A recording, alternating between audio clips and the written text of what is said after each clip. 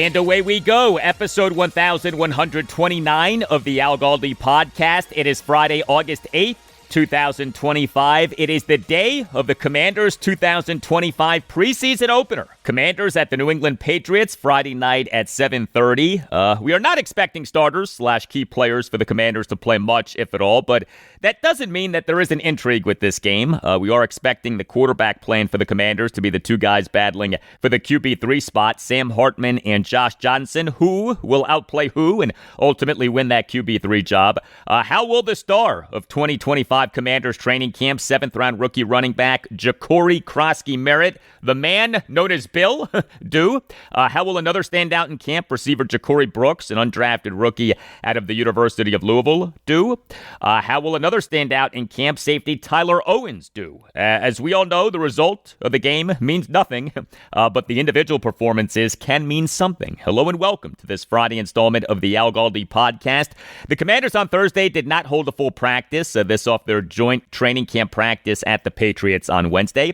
Next segment, we'll speak with someone who was at that joint practice and who is very high on the Commanders for the 2025 season, Aaron Schatz, who is the Chief Analytics Officer for FTN Fantasy and who is an NFL analytics pioneer. Aaron, to me, is on the Mount Rushmore of NFL analytics. He created the groundbreaking DVOA metric, which has the Commanders with the 4th highest percent chance to win the Super Bowl for this coming season, higher than that of the Philadelphia Eagles. Aaron will explain why DVOA is so bullish on the Commanders. He'll also explain why the fear of the Commanders having too many older players is overrated, the truth about how receivers age given the Terry McLaurin contract situation, whether Jayden Daniels' 2024 season is the greatest season by a rookie quarterback in NFL history, the difference between DVOA and EPA per play, whether Daniels has ascended to being bust-proof, how the Commanders address their defense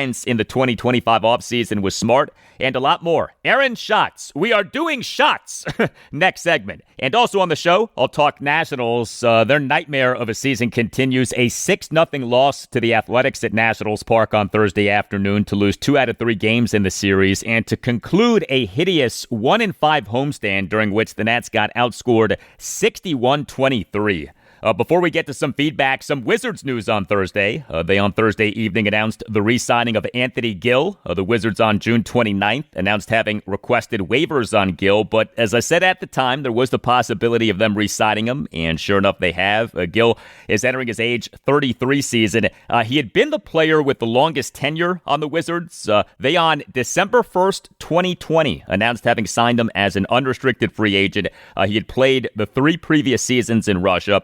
Gill is regarded as a really good guy in the locker room, really good NBA success story. He went undrafted out of the University of Virginia, played for UVA for the 2013-2014 through 2015-2016 seasons. This off transferring from the University of South Carolina, for which he played in the 2011-2012 season. Gill finished his collegiate career number 1 all-time among all qualified UVA players in career field goal percentage at .582. You can hit me up on X at Al Galdi. You can email me, the Al Galdi podcast at yahoo.com. More feedback on Commanders receiver Terry McLaurin having requested to be traded off his stalled contract extension negotiations with the team. Email from Brian Young off me on Wednesday's show, episode 1127, emphasizing the point that a team in sports should pay big money to players for what they will do, not for what they have done. Writes Brian, giving Terry more money for what he did in the past reminds me of a famous quote from Mad Men. You never say thank you. That's what the money's for. He already got paid for being the man, the face of the team, the everything.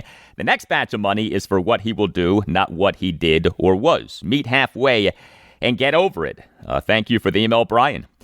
It is bad business to pay big money to players for what they have done. You pay big money to players for what they will do. And regarding the Terry tax, this idea that he is owed big money for being such a good teammate and representative for the team during the bad times, that he is that way is outstanding and a credit to him. But the bad times, from the perspective of general manager Adam Peters, are over. And they are over in large part because of Peters, because of the culture that he and managing partner Josh Harris and head coach Dan Quinn are presiding over. And so from Peters' perspective, why should the team pay McLaurin big money for services rendered regarding something that's no longer the case and had nothing to do with the people currently running the team? By the way, here is that classic exchange from the television show Mad Men. It's your job. I give you money, you give me ideas. And you never say thank you. That's what the money is for. Yes, exactly. That's what the money's for. Now for some contrasting views. Email from Alan Paley. Writes Alan. Hi, Al. Love the show, especially now that it's football season. I really don't understand the thinking behind not giving Terry $33 million a year. While I understand he is turning 30, that is not ancient, even for a receiver. Look at the production the team is getting from Ertz. And the intangibles Terry brings to the team are quite valuable, in my opinion. If the team pays Terry $33 million a year, by the time he reaches his third year of the contract, $33 million will probably be a bargain for wide receivers of his caliber, even at age 32 or 33. Even a diminished Terry would justify that by showing the younger receivers how it's done. Guaranteeing $60 million to a receiver who rarely misses a game because of injury should not be a big deal, especially when you consider how well the team is positioned with cap space, which keeps rising. The team has invested in other older players trying to make a push, but if the team doesn't pay Terry, then I think signing those older players to win now looks awfully foolish. What say you? Thank you for the email, Alan. The Commanders do have the salary cap space by which they could sign Terry McLaurin to the mega money contract extension that he wants and be just fine. That is true. The Commanders have the cap space by which they could overpay Terry McLaurin, at least in the mind of the team. But just because you can do something doesn't mean that you should do something. And as I highlighted on Thursday's show, episode 1128, the dirty little secret here is that the team doesn't have to sign McLaurin to a contract extension. There's this thinking that each side very much wants/needs a contract extension. That's not true. McLaurin is under contract for this coming season, and then the Commanders could franchise tag him for the 2026 season and even the 2027 season. So 3 more years of team control, his age 30 through age 32 seasons. If the team is that concerned about the age issue, the team can play this year to year. Adam Peters does not have to get a contract extension with Terry McLaurin done. McLaurin needs an extension far more than the team does. Email from Stephen Wardle. Right, Stephen. Al, love the show. They have to get this deal done. Terry's leadership and work ethic put him above and beyond most wide receivers in the league. Pay the guy. He has been here through the thick and thin. Sure, he's 30, but he's rarely, if ever, injured. He goes to work, and as a leader, you can't put a price tag on something so rare. Thank you for the email, Stephen. I hear you. I do. And like Stephen, I do think that it's very possible that Terry McLaurin will age well, that he will be a receiver who is productive well into his 30s. You know, the best predictor of future injury is past injury. McLaurin, over his 6 NFL seasons, has played in 97 of a possible 100 regular season games.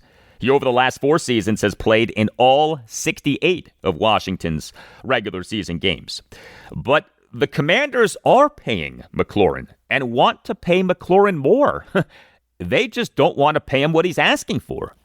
ESPN Stephen A. Smith on ESPN's First Take last Friday morning said that his sources told him that the Commanders are offering Terry McLaurin, quote, about $27 million, end quote, per season.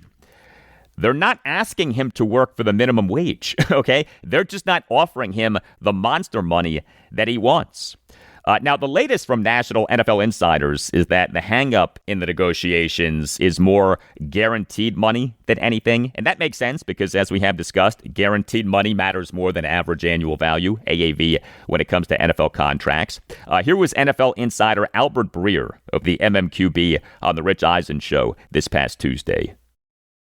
What is Terry McLaurin asking for that best you can tell that might be holding this up? Or is it the Commanders not wanting to meet potentially a demand to put him in the mix with DK and Ayuk and that in that range? What's going on here? It's the guarantee structure is the main thing, and I think that it's Well, then that'll get hammered out, right? I think so. I think so. I mean, the command. I don't think Terry wants to. My discussions with Terry over the last couple of years, I know how much pride he takes in what they were able to accomplish there. Heck yeah. In large part because of what he got through to get there, what he had to go and going through the ownership change and the name, sweat equity, man, all the stuff. I know he took a ton of pride in the fact that I'm the one who stuck it out. I was here since 2019. I saw it from Jay Gruden to Ron Rivera to Dan Quinn. I saw the ownership change. I was the one who, I was sort of the bellwether through the storm. And so I think he's motivated to stay there. I think he wants to stay there.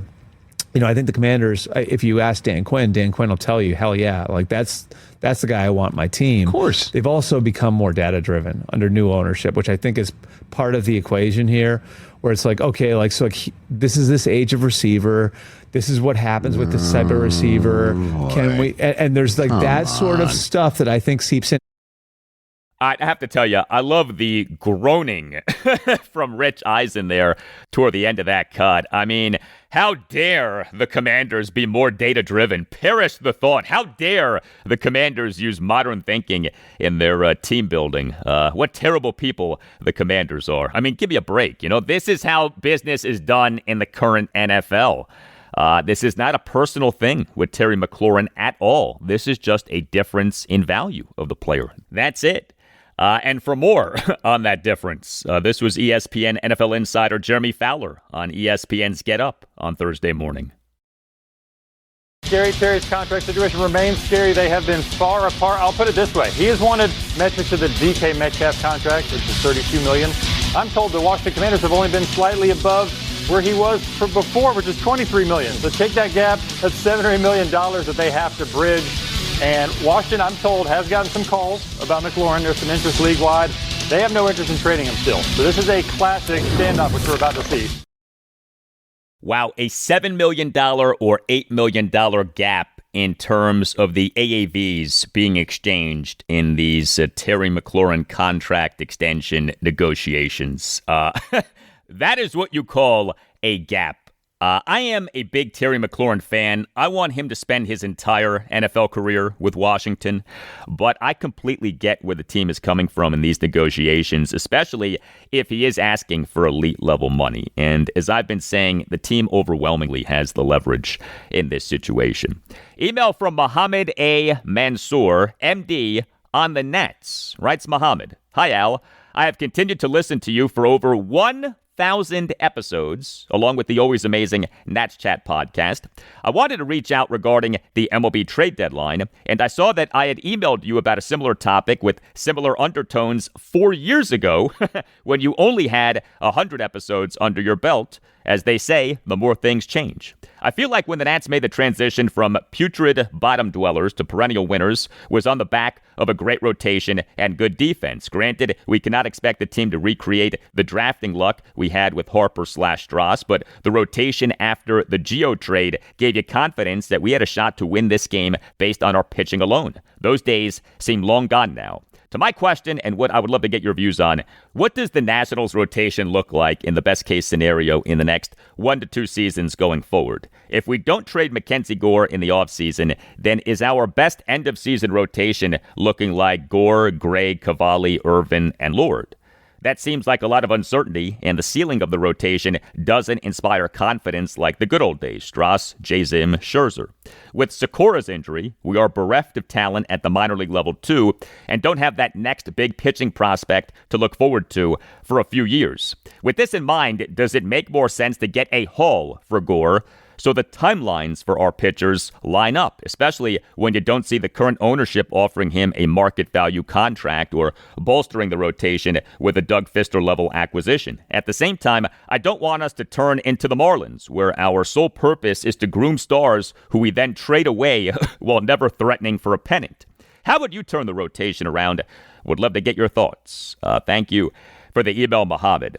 Maybe the number one micro issue for whoever is put in charge of Nats baseball operations beyond this season will be what to do with starting pitcher Mackenzie Gore. He's only under team control through the 2027 season.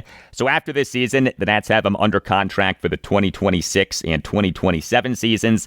And then he's set to be a free agent in the 2027-2028 offseason. Will the Nats be good again soon enough to where Gore, during his time of team control over him, will be pitching for good Nats teams, or does it make more sense for the Nats to trade him, say this offseason, and get back a haul for a rebuild that isn't working? The Mackenzie Gore question is part of a larger question, a macro question, and that is this Nats rebuild that isn't working salvageable? Or is this Nats rebuild that isn't working a failure, and thus the team needs to start the rebuild over? If whoever is put in charge of Nats baseball operations beyond this season believes that the rebuild is salvageable, then there is a compelling argument not to trade Gore.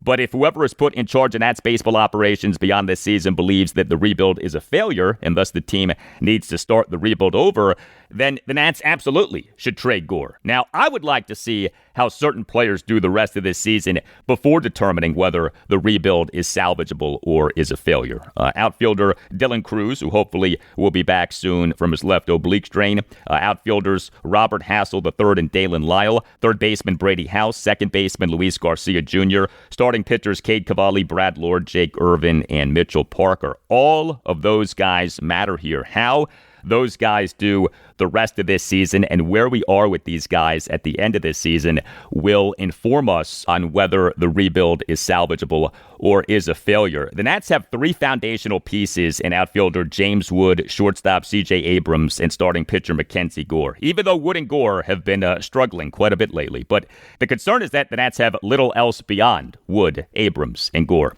To Muhammad's question of the Nats' best-case scenario rotation over the next 1 to 2 seasons, yeah, if team ownership, the Lerner family, isn't going to spend decent money in free agency, then you're looking at Mackenzie Gore, Josiah Gray, Cade Cavalli, Brad Lord, Jake Irvin, Mitchell Parker, and DJ Hers as the prime candidates for the rotation, with perhaps starting pitching prospect Harleen Susana being ready for the majors at some point next season, if not then in the 2027 season. But this is where that Travis Sakura news really hurts. The Nats on July 28th announced that their number one pitching prospect, starting pitcher Travis Sakura, had undergone a recent MRI exam that revealed a torn ulnar collateral ligament in his right elbow and thus was scheduled to undergo Tommy John surgery.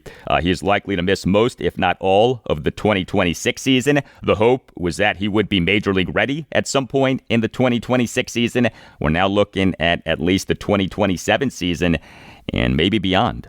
Hey, if you enjoyed this podcast, check out BGO Blind Pig, the official podcast of BGObsession.com. BGO Blind Pig is great. It is a roundtable discussion of the Commanders. It's like you and a bunch of your buddies who are fans of the team are hanging out and talking about the team. The conversation is smart and fun and respectful. You can find the BGO Blind Pig podcast on YouTube and on any major podcast provider. Make BGObsession.com the home for your burgundy and gold obsession, and make the BGO Blind Pig podcast part of your Commanders podcast rotation.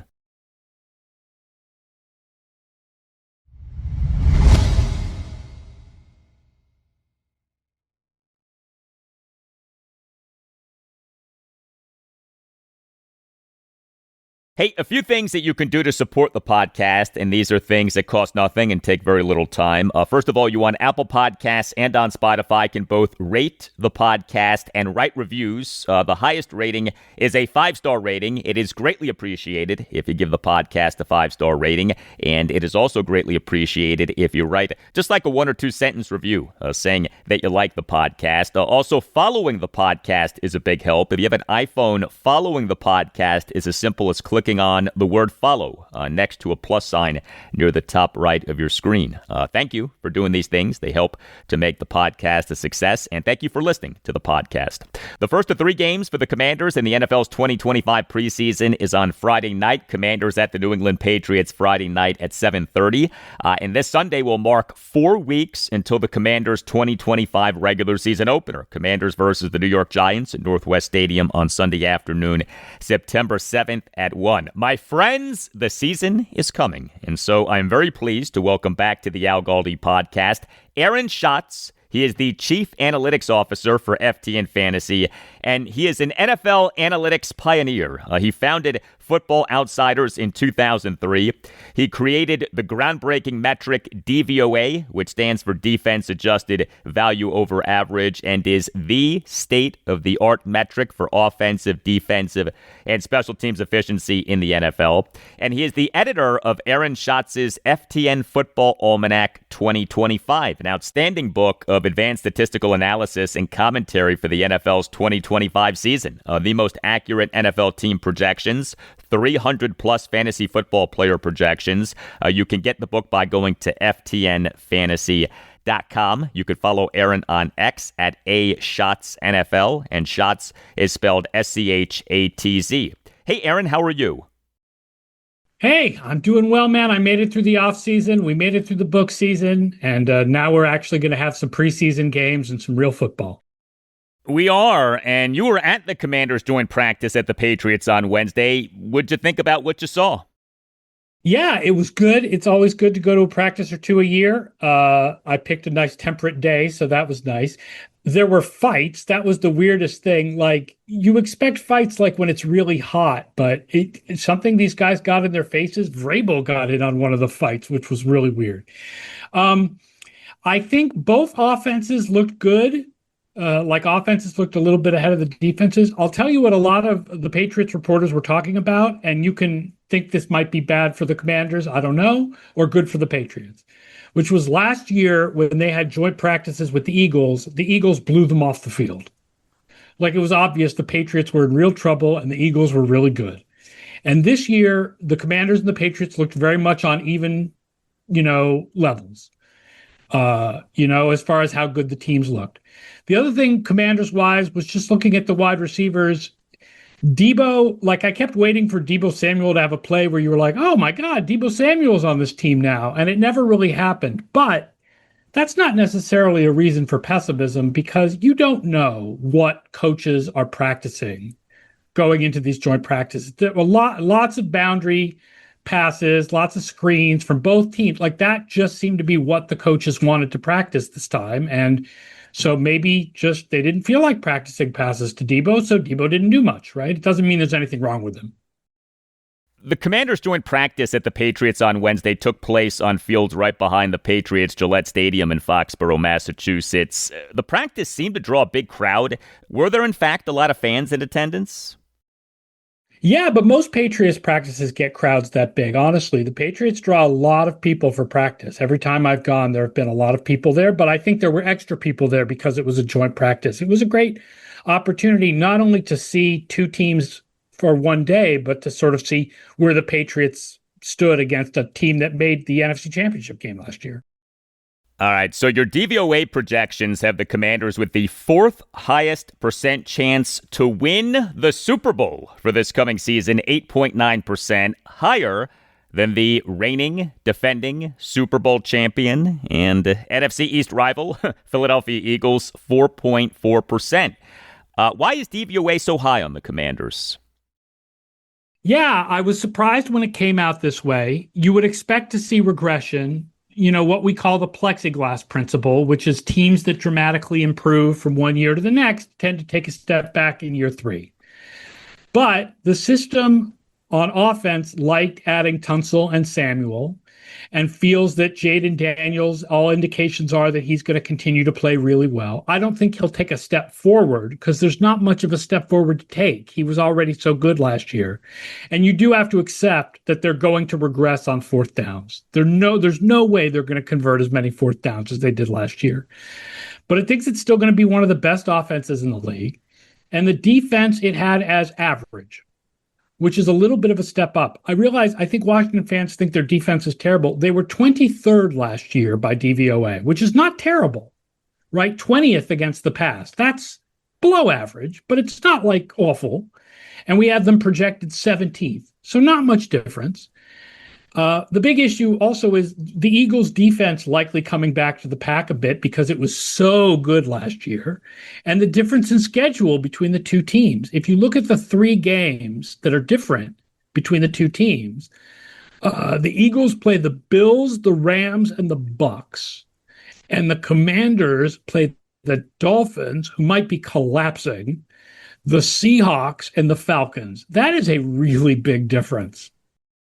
The Commanders for this coming season do project to be one of the oldest teams in the NFL, maybe the oldest team in the NFL. The average age on the team's entire active roster as of July 7th, if you included edge defender Von Miller prior to him officially signing with the team, was an NFL high 27 years and 291 days. But you in a thread on X this past Tuesday afternoon, August 5th, pushed back on this issue of the Commanders being an old team. Quote, "How old are the Commanders and how much does it really matter? One, the Commanders are probably the league's oldest team, but not by a mile. Two, there doesn't seem to be evidence that age of your projected starters helps to project how good you will be." End quote.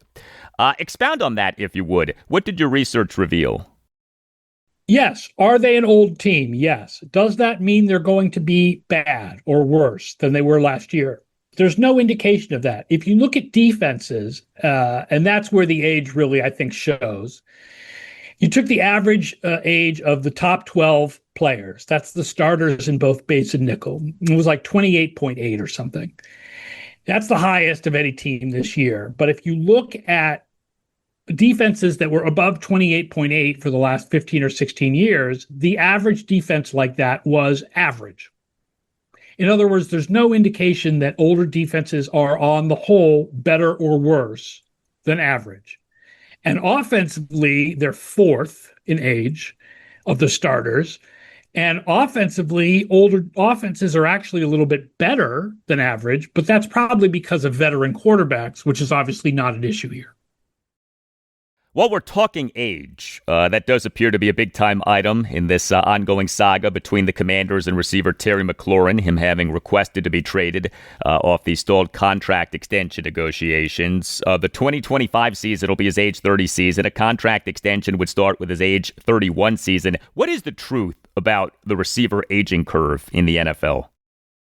Yeah, they usually age after about age 30. Like, this is the last year before the decline probably comes. There's no doubt about it. I think that what they have is they've got a rookie quarterback and a good roster now, and they want to win now, and they need McLaurin. He's very clearly their number one receiver.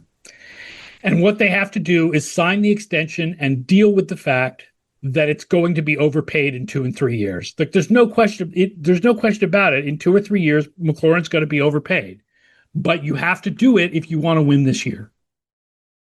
Well, Terry McLaurin is under contract for this coming season, but to your point about paying him even if it is an overpay in a few years, the salary cap, of course, is skyrocketing, so the overpay potentially might not even be that much of an overpay. The Commanders in their great 2024 season were very healthy. They, for the 2024 regular season, were number 5 in the NFL in fewest adjusted games lost, AGL, another terrific metric that you developed. Is there a plexiglass principle like reality with adjusted games lost to where a really good season in AGL is likely to be followed by a regression season in AGL? I think more than a plexiglass principle, there's general regression towards the mean. There are certain teams that are better and worse when it comes to injuries. Washington doesn't really strike me as a team that's been particularly better or worse. So it is likely that the injuries will regress towards the mean, which means that they will probably have more injuries this year. A team like San Francisco takes more chances on injured players, so they end up with more injuries. And most years they're above average in injuries, but Washington, I think, doesn't, just kind of goes back and forth. There was a lot of talk toward the end of the Commanders' 2024 season of whether Jayden Daniels had just had the greatest rookie season for a quarterback in NFL history. Per your adjusted DYAR metric, defense adjusted yards above replacement, Daniels had the 4th best rookie regular season for an NFL quarterback since 1978. Number 1, the Dallas Cowboys' Dak Prescott in 2016. Number 2, the Seattle Seahawks' Russell Wilson in 2012. Number 3, the Houston Texans' C.J. Stroud in 2023. Daniels by far did have the most rushing value of those 4 guys. But how do you view this issue of whether Daniels had the greatest rookie season for a quarterback in NFL history?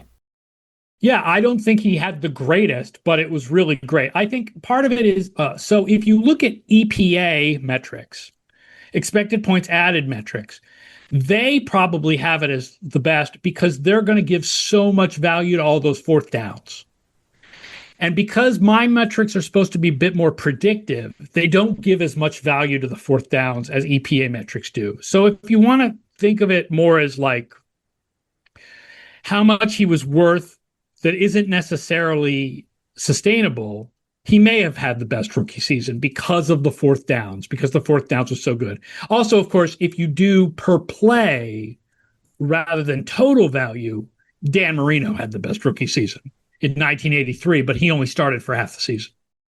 DVOA versus expected points added per play, EPA per play.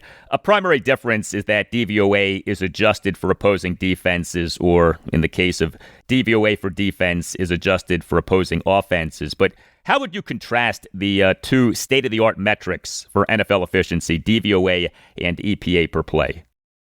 Expected points added is strictly backwards looking.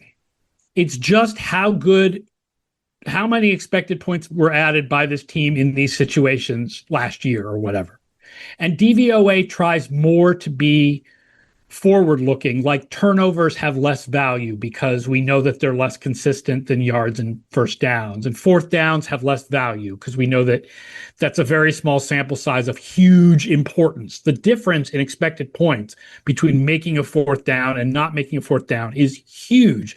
But the difference in actual football quality of the play is really not much different than a third down. Right, 4th and 1 is really not much different than 3rd and 1 as far as how you line up and make it happen, and therefore, like, what you think is going to happen in the future. Much more with Aaron Schatz in moments. The NACE Law Group, accident and injury lawyers. If you feel that you've been wronged, if you think that you've been wronged but aren't sure, contact the NACE Law Group, accident and injury lawyers, and mention that Al Galdi sent you. You could call 202-902-7611. You could also visit Washington, D.C., injurylawyers.com and submit for a free, no-obligation case review. The NACE Law Group, it features compassionate lawyers and zealous advocates for its clients. Led by the great Chris Nace and founded in 1979, the Nace Law Group is a Washington, D.C.-based family law firm that handles medical malpractice, personal injury, birth injury, legal malpractice, and consumer protection cases, offering aggressive advocacy for victims in Washington, D.C. and West Virginia. The Nace Law Group is outstanding. It will fight for you and your family. The Nace Law Group can help you and your family make difficult decisions. The Nace Law Group has recovered millions of dollars for the sick and injured. If you have a case, contact the Nace Law Group. Call 202-902-7611 or visit Washington, D.C., injurylawyers.com and tell the Nace Law Group that Al Galdi sent you. That's 202-902-7611 or Washington, D.C., injurylawyers.com, and make sure that you mention that Al Galdi sent you. The Nace Law Group, accident and injury lawyers. We're talking Commanders with Aaron Schatz, Chief Analytics Officer for FTN Fantasy, editor of Aaron Schatz's FTN Football Almanac 2025. You can get the book by going to ftnfantasy.com.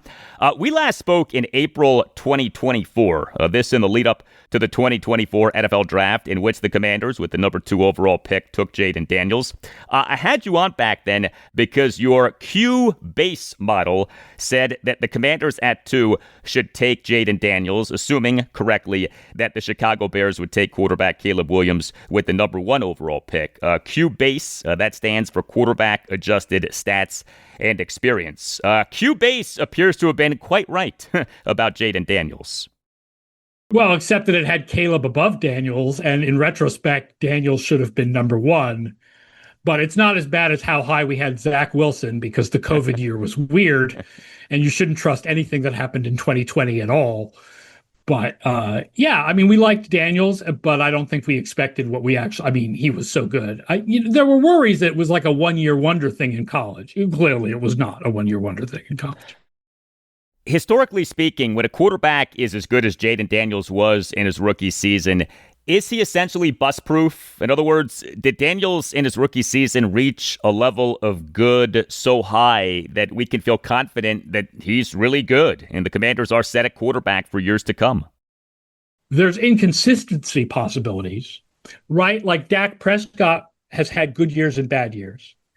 And CJ Stroud was bad last year, although not really because of his own fault. And that's why I think Washington looked at what happened with Houston and said, well, let's improve the offensive line. Hey, let's go take CJ Stroud's best lineman, bring him in. But for the most part, the players that were at the top, there are exceptions like I'm blanking on there have been exceptions. There have been guys who had really, really good rookie years and declined afterwards. But for the most part, the guys who had the top rookie years, Mac Jones. Mac Jones is a good example. But for the most part, guys who've had top rookie years like that they're set at quarterback for a very good long time. You referenced the Commanders in March trading for left tackle Laramie Tunsil. The team in March also traded for receiver Deebo Samuel Sr. The team this past offseason addressed the offense with not many moves, but with some major moves, whereas the team this past offseason addressed the defense with no real big moves, but with a lot of moves. And that to me does make sense given the volatility of defense in the NFL, the year-to-year nature of defense in the NFL. Spend a little on a lot, not a lot on a little. Is that, in fact, the best way to do defense in the current NFL? The problem with defense is that so much of defense is a weak link system in that you are only as strong as your weakest link. Offensive line is like that too, but like secondary in particular is like that. So you getting one great cornerback, which I mean Washington has done with Lattimore, but doesn't necessarily improve you as much as getting three good cornerbacks, which they've also done because they drafted Trey Amos. So I think I would probably rather spread the money around on defense than get that one guy. But some of it depends on where your team is. You might have the defense where you have one clear hole, and if you get one guy in that hole, then it's a real improvement. What to you is the biggest concern for the Commanders for this coming season? Pass rush. There's no really good pass rusher other than Frankie Louvu rushing from the linebacker position. It's just a bunch of kind of guys and then a very old Von Miller. A debate that has been raging in NFL analytics for years, pass rush versus pass coverage. Which matters more in the modern NFL? Here's why it's difficult. I think pass coverage matters more, but pass coverage is harder to predict. So which do you want? Do you want the easier to predict position, or do you want the more important position? I would tend to build with the easier to predict position, and I would tend to build from my line out and hope that my secondary has good seasons. I mean, obviously what you want is everything, but it's tough because I do think secondary performance is more important, but cornerback is the most inconsistent. You can use stats, charting stats. You can use PFF's grades. You can use just anecdotal discussion of how good players are. Like cornerback is the most inconsistent position in football. One of the groundbreaking tenets that you put forth years ago is the curse of 370, that an NFL running back who has at least 370 carries in a regular season almost always gets injured or struggles the following season. Eagles running back Saquon Barkley, he had 378 touches this past regular season, 345 carries and 33 receptions. Does the curse of 370 apply to touches or just carries? No, it seems to be just carries. Touches, receiving, a lot of backs who have a lot of receptions seem to be fine. So I understand there's worry about Saquon's workload when you add the playoffs onto it. I'm not that worried about it, but I did draft A.J. Dillon in a couple of fantasy leagues just in case. So it's on my radar. So the curse of 370 goes back like 20 years at this point. It's very rare now that a back gets to 300. Oh, I never even talk about it anymore. It's not even a thing. I was going to say, is the curse of 370 still relevant, or is there a new number that we should be looking at? No, I think we just never run running backs enough where it really matters at this point.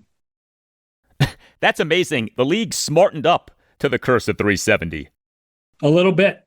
Yeah, I think a little bit. I was surprised. There were some times last year where I was like, okay, take him out, put in Gainwell, but still 345 in 16 games is reasonable.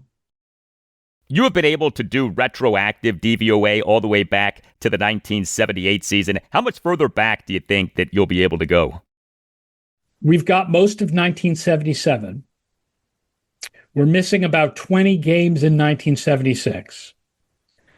After that, I mean, I feel like the VCR was like invented in like 1975. Like, I don't remember exactly what year the VCR was invented, but at a certain point, no one owned a VCR. So games that there's no game book for, there's just nothing you can do. So I think we're going to make it back 1 or 2 more years, and then that's going to be the limit. But you on X on Thursday morning noted that you now have estimated DVOA for the 1950 through 1977 NFL seasons, right?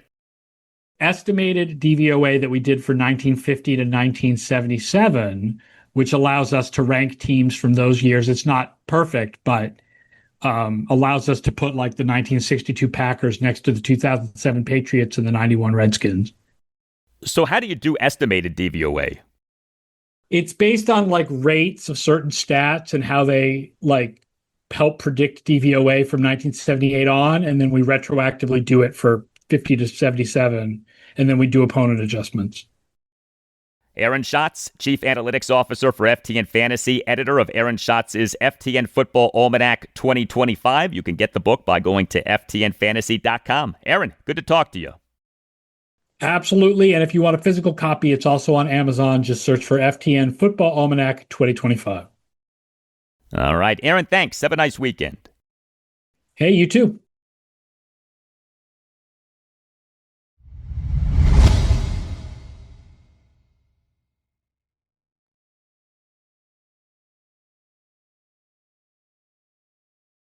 Well, the Nationals in MLB's 2025 regular season now have suffered 10 shutout losses and now are just 14-34 in day games. A 6-0 loss to the Athletics at Nationals Park on Thursday afternoon to lose 2 out of 3 games in the series.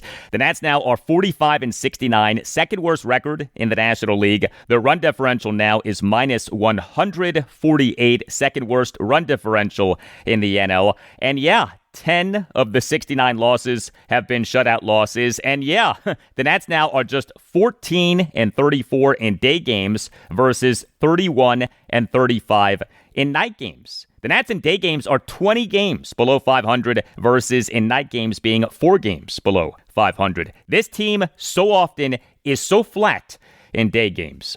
The Nats, with this loss to the A's on Thursday afternoon, concluded a wretched 1-5 homestand during which the Nats got outscored 61-23. The Nats this past weekend got swept by the MLB best Milwaukee Brewers in 3 games, and the Nats this week lost 2 out of 3 games to the A's, who for this regular season are just 51-66, second worst record in the American League. Although the A's do have a good offense, the A's for this regular season as of games through Wednesday were number 9 in MLB in team OPS plus 106. The Nats do not have a good offense, and that showed on Thursday afternoon. No runs, just 3 hits, no walks, 0 for 3 with runners in scoring position. The Nats struck out 12 times. The 3 hits were a double and 2 singles. The Nats got worked by Athletic starting pitcher Jacob Lopez, another lefty against whom the Nats struggled. He tossed 7 2/3 scoreless innings with 10 strikeouts versus no walks. The Nats double was by Robert Hassel III. He is the Nats starting right fielder and number 9 batter, went 1 for 3 with a double. Hassel, since being recalled from AAA Rochester on August 1st, is 6 for 15 with a home run, 4 doubles, a single, and a walk. That's good, but the struggles of James Wood are not good, and those struggles continue. He is the Nats starting DH and number 2 batter, went 0 for 4 with 2 strikeouts. Wood's OPS for this regular season is down to 832. His OPS as of games through July 3rd was 958. His OPS has dropped by 126 points over the last month and change. Just brutal. Also, C.J. Abrams, he is the Nats starting shortstop and number 1 batter, went 0 for 4. His OPS for this regular season now is 794. His OPS entering July was 852. The Nats desperately need Wood and Abrams to get back on track. The Nats starting pitcher in this 6-0 loss to the Athletics on Thursday afternoon was Mitchell Parker. He had another bad outing. Parker allowed 4 runs in 5 innings. He gave up 6 hits, which were a home run, a triple, 2 doubles, and 2 singles. He issued 3 walks. He recorded 4 strikeouts. He threw 85 pitches, 52 strikes versus 33 balls. Parker, in the top of the second, allowed 3 runs, including giving up a 1-out, 2-run homer by Colby Thomas to left center field for a 2-0 A's lead. And Parker, in the top of the fourth, allowed a run on an RBI sac fly by Colby Thomas off a leadoff full-count triple by Darrell Hernandez down the left field line. Left fielder Dalen Lyle seemed to have trouble retrieving the ball from the left field corner. I tell you what, Lyle, retrieving balls, like actually picking up balls, that has been an issue for him. I don't know why, but that has been the case. But Mitchell Parker now for this regular season, 23 starts, ERA of 5.43, whip of 1.48.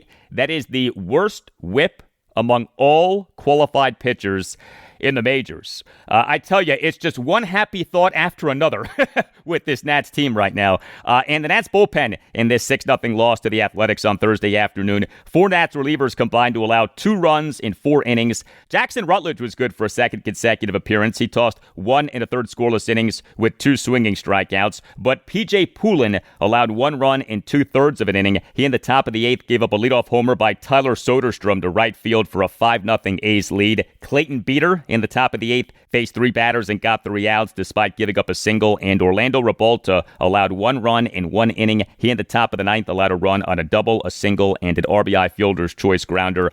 He did record 2 swinging strikeouts. Nats interim manager Miguel Cairo, during his postgame press conference on Thursday afternoon, not happy about his team's performance. This, to me, the most displeasure that we have heard from Miguel Cairo during one of his postgame pressers so far.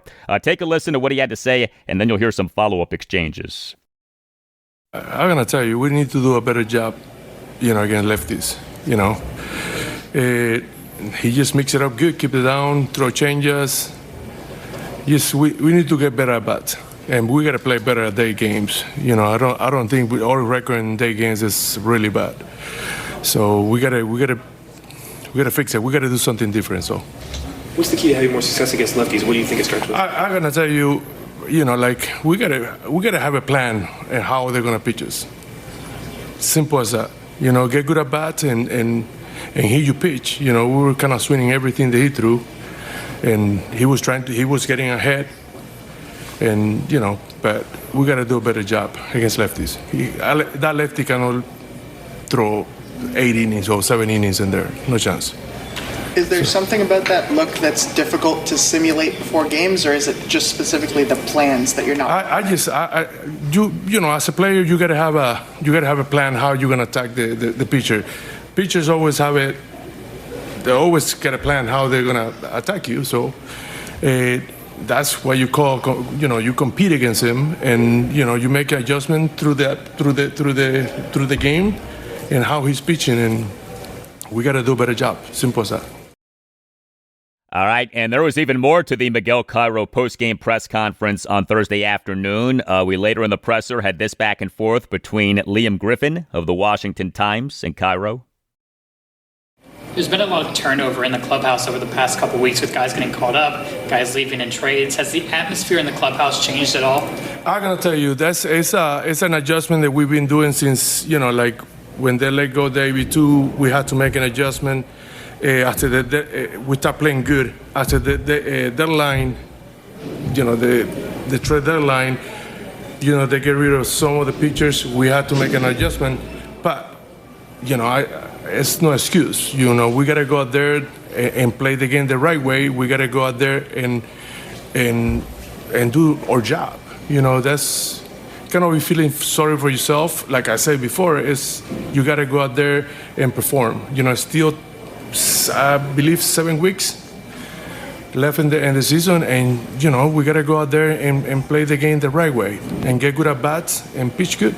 Is that the same message that you've delivered through the team as over the past couple weeks? Yes, like they know when I start managing, when I take over, they know what we're looking for, what we gotta do, and you got 26 players in there, and 10 coaches.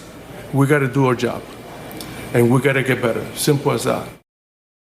Yes, it is. Next up for the Nats is a 6-game road trip beginning with a 3-game series at the San Francisco Giants. Game 1 Friday night at 10:15. Jake Irvin will be the Nats starting pitcher. Game 2 Saturday afternoon at 4:05. Brad Lord will be the Nats starting pitcher. Game 3 Sunday afternoon at 4:05. Mackenzie Gore will be the Nats starting pitcher. The Giants starting pitcher will be Justin Verlander.